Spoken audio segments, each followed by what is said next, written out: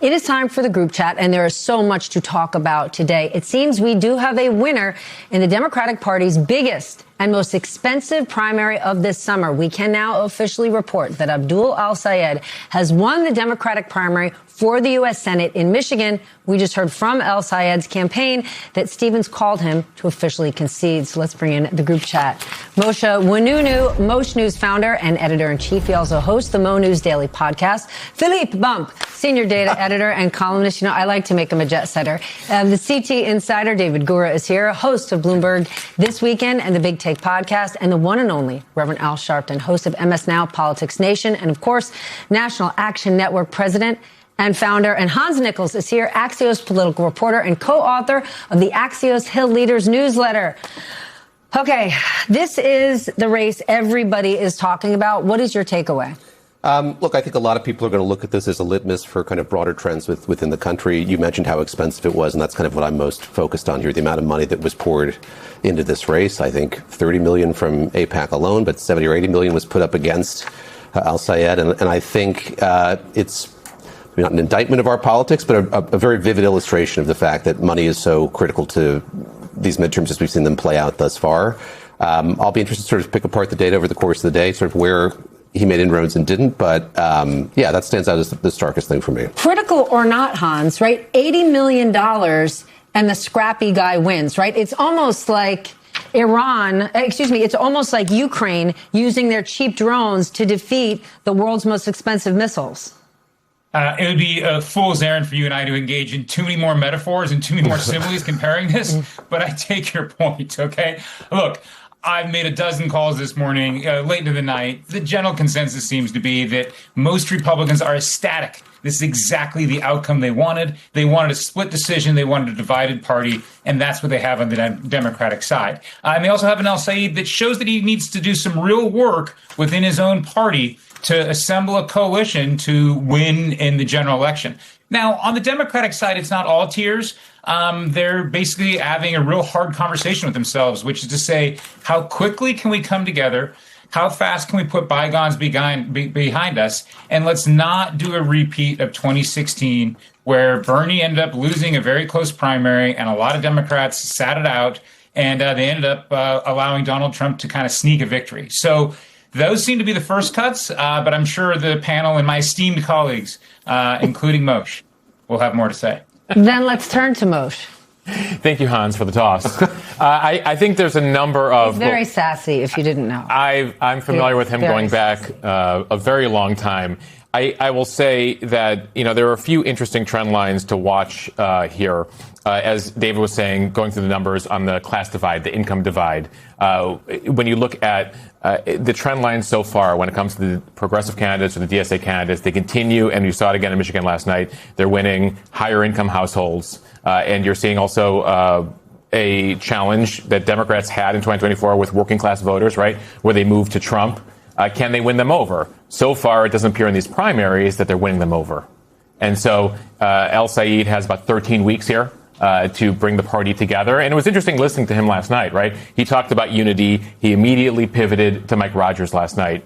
And so, the big question is, how much resentment will there be there? And in a state where Trump won twice, Trump would say 3 times, right? But Trump won at least twice. Can he be competitive in what is the biggest test now for the progressive wing of the party? Rev, I want to share for you our new colleague, Peter Alexander. He joined us last night for the special, and he spoke to some voters in Michigan about this primary, and I want to share what they said. We're somewhat disappointed in the Democratic Party as it currently sits. Not to mean we're going to walk away. We just want somebody, or I think right now in the Democratic primary, we're looking for fighters. I'm worried that El-Sayed can't beat Mike Rogers. That's my main concern. So for you, in a lot of ways, this is more about November than it is about August. Absolutely. And even though the Democrats have a lot of momentum, you still have to choose a person, because Mike Rogers is no joke. He's a strong candidate. That's an informed, practical voter right there. I think that you will find that not only throughout Michigan, but throughout the country.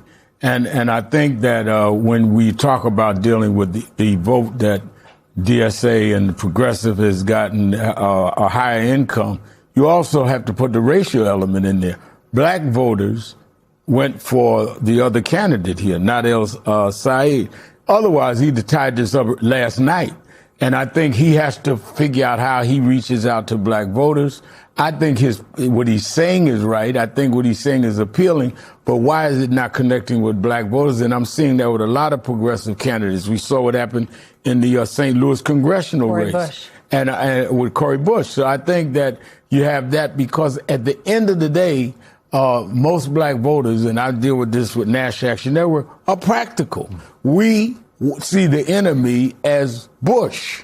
As Trump. As Trump. I'm going back 15 years. And who can help put a stopgap on Trump is in everybody's head. So in order for the Democrats to win, you're going to have a coalition of, yes, young voters. You got to reach out to them, but you cannot abandon black voters, Latino voters. You have to talk our interests, not just talk about I'm left or right when we feel that the right has not been right with us and the left has left us behind. But this goes back to the practicality thing, right? There are a lot of people who might say, I want to blow up the system. I want something different. But the system we have is the system we currently have. And they say, we want fighters. There are currently fighters who are part of this establishment, right? If you watch Todd Blanche's hearing yesterday, I'm pretty sure Cory Booker was fighting. I'm pretty sure Sheldon Whitehouse was fighting. But in order for Democrats to actually change the system, they have got to win these Midwestern states. No, it's very true. I mean, your point is well taken. It is also the case, however, that people are, as the first voter that you just heard from articulated, very frustrated with the Democratic Party, feel broadly as though the party isn't doing enough in opposition to Donald Trump. I do think it's important to take away from Michigan that this was a candidate who had both the establishment and a lot of money weighed in against him and still won. That suggests that he actually has some political chops that shouldn't be set aside here, right? I want to say about electability, though, that I do think this has become sort of a problematic issue in American politics broadly. Explain. Because electability is really hard to measure. People feel like they have this innate sense of someone being better able to win or not able to win. I'm a polls guy. I believe in polls. I think polls are accurate. Polls weren't very accurate last night. Michigan, this happens, which is totally fair. But it is also the case that polls are not good at measuring things like electability in close races. This is a race where if you have someone like El Said who has shown that he is able to get people engaged, that he is able to build a coalition, that could change the dynamics of who turns out to vote. And if you're mismodeling who's coming out to vote in November, then you're misestimating who's the electable candidate here. So I think that people feel as though they become sort of their own personal little pundits and can evaluate what the standing of a race is. And I think those measurements are often wrong. And so I think to assume that El Said is in a worse position here than Stevens, I'm not sure that's the right read. Hans, he's a very, very skilled politician. And yes, come today, Mike Rogers and the Republican war chest are going to come at him with millions and millions of dollars, going after DSA, saying communism is coming for you. But here's the thing. What El Sayed actually campaigns on is affordability. How can Mike Rogers actually counter that on actual issues when Donald Trump is out there saying he deserves an A+ for the economy, when that's the #1 issue for voters who are struggling in the current economic climate? Well, one thing we know Mike Rogers can't do, and that is contradict the president. So let's leave that to the side. Rogers can try to change the conversation, and that's probably what we're going to have throughout most of 2026, is that Democrats are going to be talking about affordability and economy. Again, leave the president out of this. And Republicans are going to be talking about communism, crime, defund this, defund that. So they want to turn into, my colleague Mark Caputo calls it, the hate election. That's really the strategy from on the Republican side. And it'll just come down to the old referendum versus a choice. And Republicans want to make this a choice, and Democrats want to make it a referendum on the president. I would just, this whole electability argument we go through every 4 years at least.